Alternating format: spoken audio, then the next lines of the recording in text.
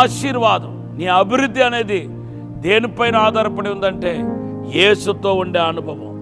మరియా యేసుతో తన జీవితాన్ని ప్రారంభించింది, యేసుతో ముగించింది. క్రీస్తు నామములో మీ అందరికీ శుభములు తెలియపరుస్తున్నాను.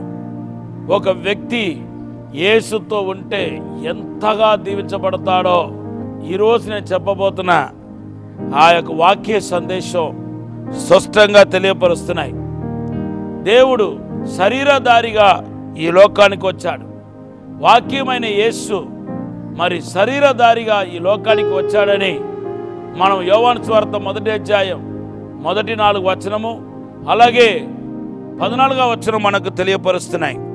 శరీరధారిగా వచ్చిన యేసు ప్రభు మరి మరియా గర్భంలో మరియాను ఒక సాధనముగా వాడుకోవాల్సిన ఆవశ్యకత ఏర్పడింది. అది తండ్రి యొక్క ప్రణాళికలో ఉన్నట్టుగా మన పరిశుద్ధ గ్రంథంలో చూస్తున్నాం. మరియా దేవుని కుమారుడైన యేసుక్రీస్తు కనెక్షన్ ఏర్పడిన తర్వాత ఆమె పశువుల పాకలో మొదటిగా మనం చూస్తున్నాం. లూకా సువార్త 2వ అధ్యాయం 7వ వచనంలో మనం చూస్తున్నాం. చూడండి, ఆమె ఒక ప్రారంభం చూడండి, ఒక అల్పమైన స్వల్పమైన ప్రారంభంగా కనపడుతుంది. యేసుతో ఎవరైతే సహవాసం చేస్తున్నారో వారి యొక్క ఆరంభకాల జీవితం మనం చూస్తే చిన్నగానే ఉంటాయి, ఒక దీనంగానే ఉంటాయి. దీన స్థితి నుండి దేవుడు పైకి స్టెప్ బై స్టెప్ తీసుకెళ్తాడు. సో మరియా యొక్క జీవితం ఒక దీన స్థితిలో ప్రారంభించబడుతుంది. తర్వాత జ్ఞానులు వచ్చేసరికి, కాపురులు వచ్చేసరికి వండే పట్టేసి ఉంటుందేమో, వెంటనే వాళ్ళు వచ్చేసారు. కానీ అదే టైంలో తూర్పు దేశపు జ్ఞానులకు సువార్త ప్రకటించబడింది, యేసు యూదులకు రాజు పుట్టి ఉన్నాడని. అలాగా వాళ్ళు బయలుదేరి వచ్చేసరికి సంవత్సరం పైన దగ్గర 2 సంవత్సరాలు దాటింది. అప్పుడు మరియా దగ్గరకు వచ్చేసరికి మరియా ఈసారి అదే పశువుల పాకలో లేదు. బైబిల్ చెప్తుంది ఇంటిలోనికి వచ్చి అనే మాట మత్తయి సువార్త 2వ అధ్యాయం 11వ వచనంలో మనం చూస్తున్నాం. ఈసారి మరియా ఎక్కడ ఉన్నారంటే ఇంటిలో ఉన్నారు. పశువుల పాక ఏమైపోయింది? పశువుల పాక నుండి దేవుడు ఇంటిలోనికి తీసుకొస్తాడు. ఎంత పశువుల పాక ఇంటికి ఎంత తేడా ఉంది చూడండి, ఎంత గొప్ప మార్పు చూడండి, ఎంత గొప్ప ఆశీర్వాదమో చూడండి.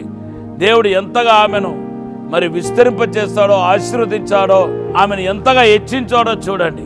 ఇంట్లో జ్ఞానులు వచ్చేసరికి ఆమె ఇంట్లో ఉంది, దేవుడు అలాగ ఆశీర్వదించాడు. తర్వాత మనం చూస్తే 33 సంవత్సరాల తర్వాత ఆమె ఎక్కడ కనపడుతుంది అంటే మేడ గదిలో కనపడుతుంది.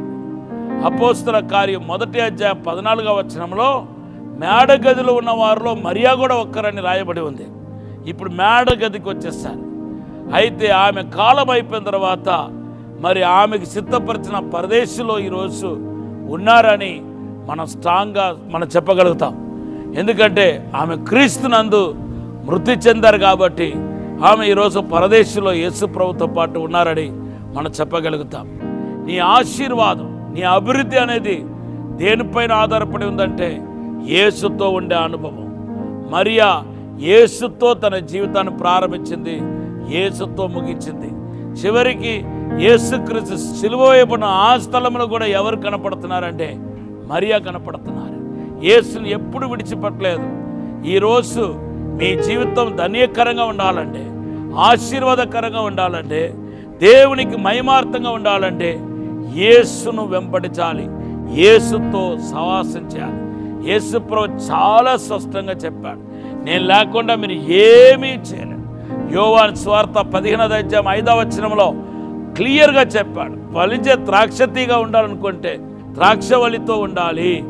నా ద్రాక్షవల్లి ఎవరో కాదు, నేనే.